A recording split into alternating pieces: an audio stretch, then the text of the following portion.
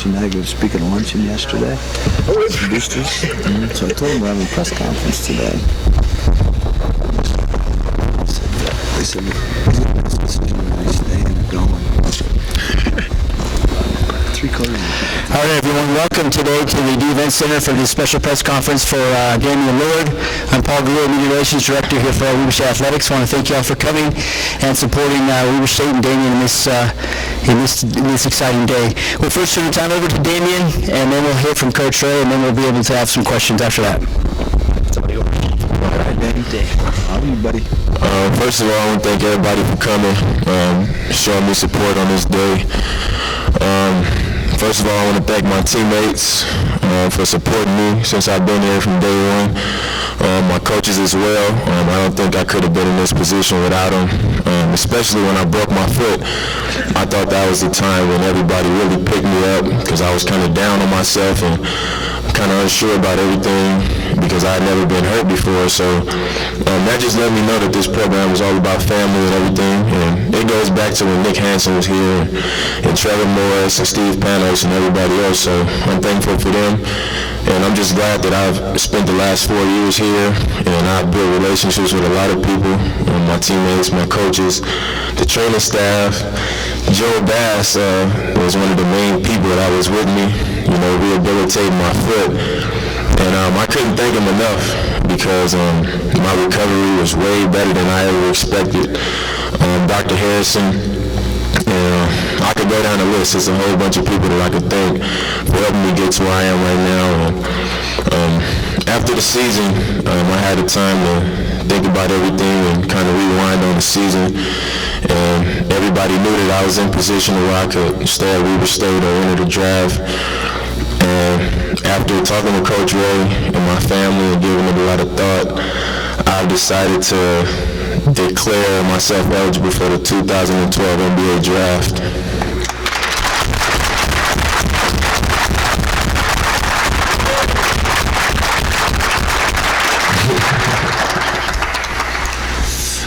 Want me to take it? Yeah, you got it, man. I thought he was coming back. I tell you what, this is an exciting day, obviously for Damian, but not only that, but for our program, for our university, and for the community. Obviously, we're very, very proud of Damian. What he's accomplished here is obviously special. Everybody knows about what he's accomplished on the court. The thing that I'm most proud of with Damian and is how he is off the court and the kind of person he is. I've said this forever. Damian's a hell of a player. He's a lot better person and a lot better teammate than he is a player, and I truly believe that. He has represented us, our program, our university, our community in a first-class manner every step of the way. And we couldn't have been more proud to have him here. I told him this just a little while ago. I appreciate him trusting us to come here. He didn't have to come here 4 years ago, but he trusted us, and he had a lot of other options, and I couldn't tell him how much I appreciated that. I know he's so thankful for his teammates. He knows he wouldn't be here without them. And one thing about Damian, it's never been about Damian. He's attacked everything with great humility, very humble, and been a team-first guy. He's all about winning, and that's what he's done ever since he stepped foot on this campus is win. And that's what he's going to be known for. But like I said, we're very, very proud of him. He's more than ready for this opportunity. We know he's going to do great things, and again, we're just proud of him. Now, you are going for sure? Yeah, I'm going for sure. Okay, I had to ask one more time. Okay, but we're all going to be supporting him all the way through this, and know that good things are on the horizon for him, and anything good that has happened to Damian, for Damian, is because he has worked for it. I've been doing this 22 years, and he's worked as hard as anybody I've ever been around. So nothing's been handed to this guy. He's a self-made player. He's a self-made person, and and that's why he's going to be successful. That is going to, I really believe that's what's going to separate him throughout this process. He has those intangibles that it takes. He's got the talent, but he's got the intangibles to be very, very successful, and we know that's going to happen. So, any questions? So, just a couple of quick notes. Weaver City has had 15 players drafted in the NBA draft, but none of them have been in the first round. The Big Sky's only had 2 players ever selected in the first round. That was Michael Ray Richardson and Rodney Stuckey. The last Weaver State player picked was Sean Campbell in 1985. So we'll open up to questions for Damian and Coach Ray. Coach, do you have any ideas possible when Damian committed to come to you guys, that you would have make this what's your parents' reaction? We'll go first one here. That's okay. I'd like to say I was smart enough to say, I knew it all along, but you never know. I mean, when we recruit kids, we knew that we had a guy that could be special, but then a lot of it has to do with him and the kind of person he is, and so we knew we had a really good one. We knew that we had a great responsibility to try to help him become as good as he could become, and hopefully we did that. Like I said, he's a self-made guy, though. He put in the work. So I don't think initially we ever think that way, that he's going to be an NBA player. We knew he could be good. Then it was up to him, and what he's done is every year that he's been here, he's made that extra step. And then I think you can kind of see, after his sophomore year when he was named MVP and the year he had, I think everybody kind of started to take notice and say, hey, with the right progression, he could put himself in a good position, and that's exactly what he's done. It's been a progression for him. Damian, what about you? They was just excited for me. That was all they could say. I think they tried to be as normal about it as possible and not get, too crazy about it.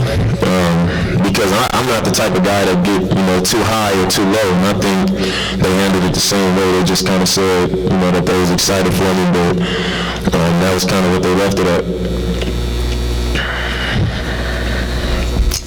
Do you have something else, Roy? What about you? When you came here, did you have any idea that you could develop into this kind of player where you'd be able to leave early for the NBA? Well, technically, I'm not leaving early because this is my 4th year, but me and Phil, we used to always kind of go back and forth about it because I told him I thought I would be good enough, to be able to leave school early at some point. And we went back and forth about it, and he was one of the main people that was constantly on me about, always making strides and, to keep getting better.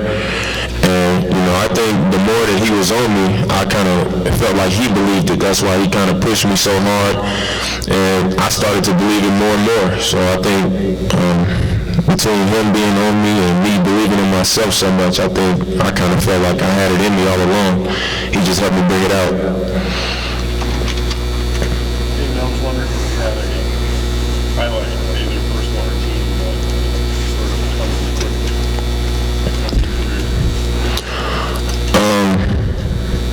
I think just the fact that we always been like a family since I've been here. And last year we was kind of in a slump to start conference, and we had a home game against Northern Colorado, and they were undefeated, and it came down to the end of the game, and I remember watching Scott, and he walked up to one of the other guys on Northern Colorado and told him that he was going to make the shot. And then I was hurt, and I was on the bench, and I kind of stood up. And then once I saw him let go of the ball, I was like, that's in. And I was running down the bench on 1 foot like, that's in. And as soon as the shot went in, I think, just seeing everybody on the bench from the walk-ons to me when I was on one leg, just to see how everybody was excited about just winning the game, I think that just said a lot about how together we are as a program.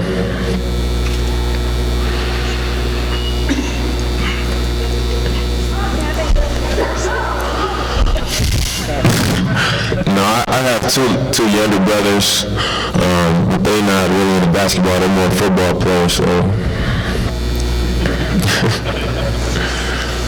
We've already checked that out. Damian, Ogden's a long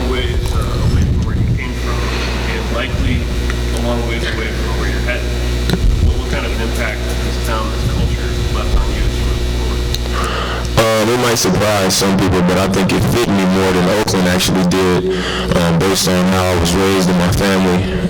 And, you know, when I came here, everything was slower than where I'm from. It was different. People were way more polite than they had ever been. So, and that's kind of how I was. I think I adapted to it well because that's the type of person I was. I think that's why I get along with so many people on my team well, because we recruit those kind of guys that can adapt to this area. Just good guys, and I think the community, you know, the way they embraced me, I think it was because I was able to, you know, I could fit in with them. I was the type of person that they were. Yes.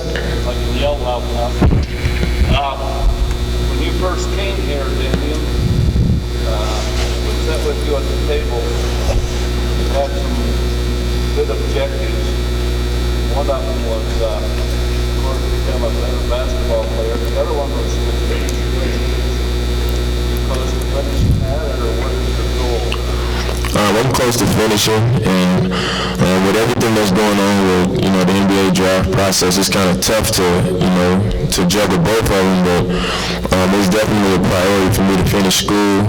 At times I don't want to do it, to be honest with you, but it's definitely something that I'm going to get done, and at the end of this semester I have 2 more classes to take care of before I can graduate.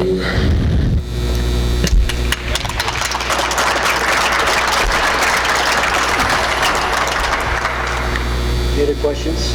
Damian, was this a goal to play in the NBA from the time you were a young kid? Yeah, it was a goal from the start when I started playing. But I think it's like that for everybody that plays basketball or any other sport. You know, you want to be a pro, you want to go to the NFL or the NBA. And, you know, I just believed in myself and I wanted to get it done. So a lot of people don't have it in them to make themselves do everything that it takes to get there. And I'm just fortunate to have the people around me and the support and the mindset that I did to make it possible. How did you feel, how were you able to put all that aside when you saw all those scouts, especially towards the end of this season? Scouts at every game, lots of scouts.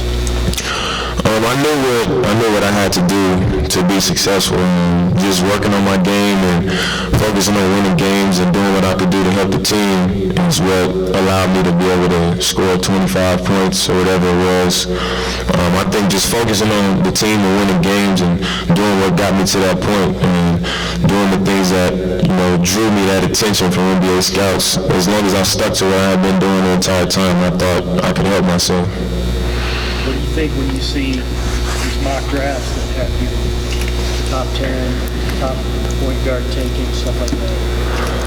It's good to know, but, you know, you can't put too much thought into mock drafts because it's not the actual thing. You know, they have teams there that, you know, and they haven't even done the lottery and a lot of things go into it, but I don't put too much thought into it. It's nice to know that people think that I can go in those spots, but that's all. Randy, you've been to a few of those NBA workouts, pre-draft workouts at Bookers. What kind of advice will you give, or have you given the game? Just do what you do. He just needs to do what he does. I mean, those workouts that I've seen, I've gone down and watched some of the Jazz do some of those things, and I guarantee you, right now, what he does in his workouts here is harder, tougher, and he attacks it better and harder than what they will in those. Just do what you do. Don't change a thing. And he's gotten to this point because of who he is and what he's done. There's no reason to change now.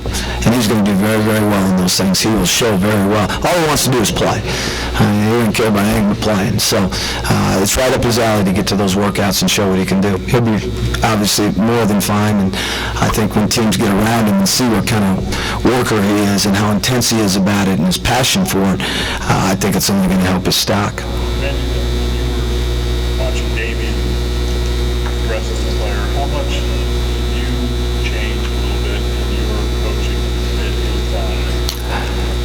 Or did you? Just just try not to screw him up. That was my biggest fear. I didn't want to screw him up. So, we do what we do. Obviously, when you've got a player of this caliber, you got to give him more freedom. And hopefully he feels like he had that freedom and we allowed him to do things, but that's what you have to do when you have a special talent. And we tried to do that. We trusted him. We trusted the decisions he made. Play the game the way you feel you need to play it. We'll guide you, but we just trusted him. And so, like I said, I just didn't want to screw him up. And hopefully we didn't do too much of that. I wondered if, Damian, have you hired an agent? And if you have, what helped you decide who that will be? I haven't signed with the agent yet, but I met with a few of them, and I think I have one that I'm most likely going to end up going with. But what made me decide to go with the agents that I did meet with was just the type of company that they run, as far as how much of a family they are, how much of a priority that I would be if I signed with them, and what they could do for me, how they could benefit me with the players that they have already in the NBA roster. Damian, the Jazz have scouted you and watched you play for years. Have you thought about what it would be like to play right up the road? I have thought about it. I've talked about it with my teammates a few times, and I think it would be cool to, stay here and be where I've been for the last 4 years. Then I'll be able to be around this program, which wouldn't be bad at all. And I think there would be a lot of people that are fans of Weber State or fans of mine that would, support me on the Jazz. So that'd be cool. If he did that, we could have him on the scout team. He could run scout team for us some. So if you get a day off or something. And you know Alec Burks, tell me the other guys on the team, on the Jazz team. I know Alec Burks. I know Earl Watson, Paul Millsap. I knew Ronnie Price before he got traded. I think that's it. I can't think of it off the top of my head, but I know those three. What's the number one thing you can tell all these kids that have looked up to you for 4 years since you've been here? Just to work hard in whatever you decide to do, because where I come from, there was a lot of doubters and, people try to bring you down. And, it's all about what you want. Once you put your mind to something, just work hard for it and do anything you need to do to make it possible, because nobody can drag you down if you don't let them.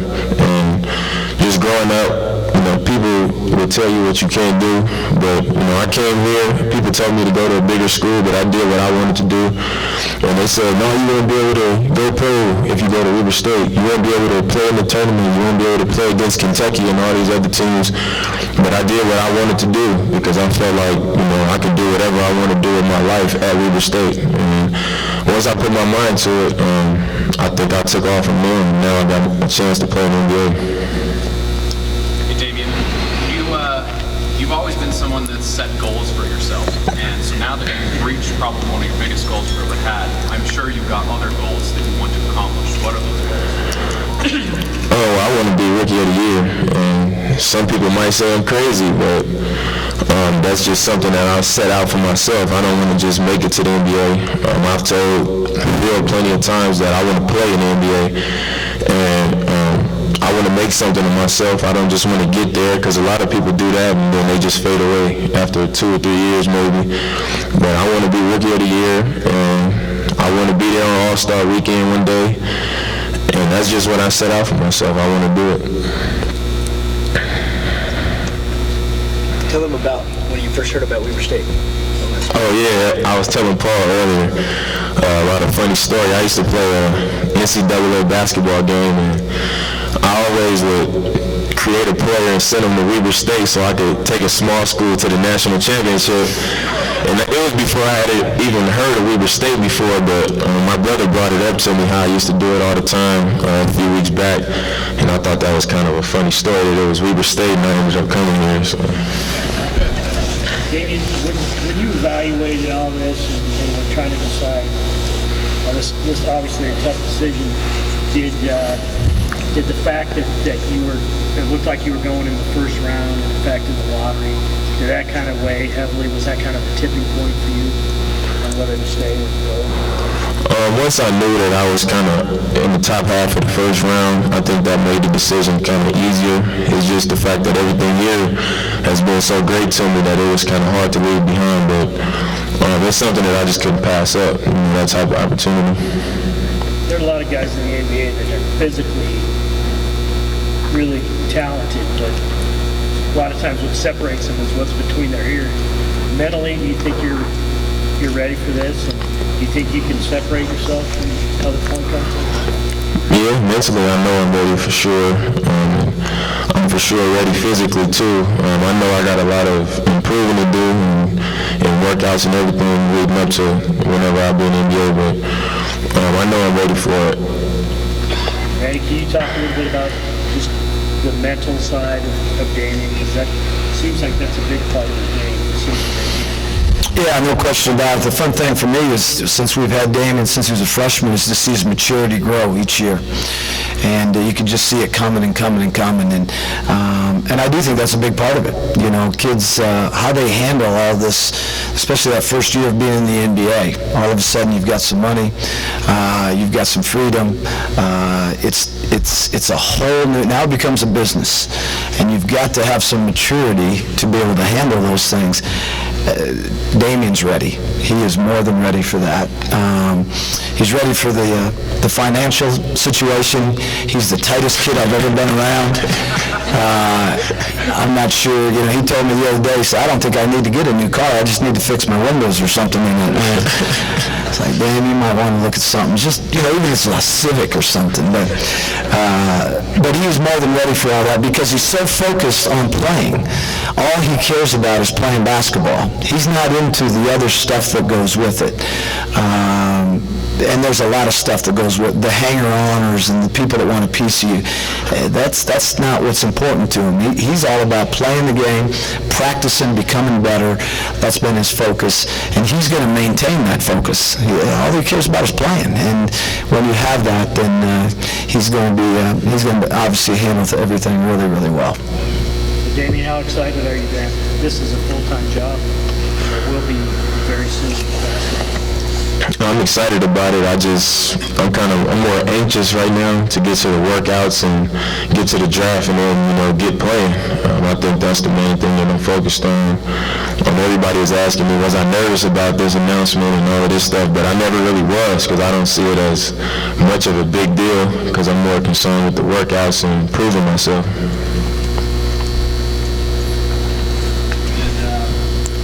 Harold and Jermaine have a lot of fun. I didn't talk to neither one of them. Over the time I've been here, I talked to them every now and then, but about this decision, I didn't speak with neither one of them. Okay, great. Once again, Damian and Coach Ray will be available to the media for one-on-ones. Again, thanks for coming. Let's give a big hand of applause for Damian.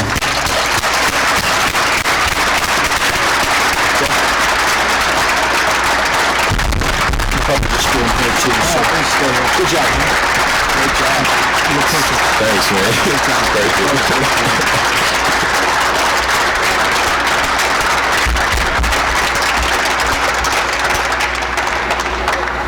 We'll probably just come up here if you guys want to do that. Does that work?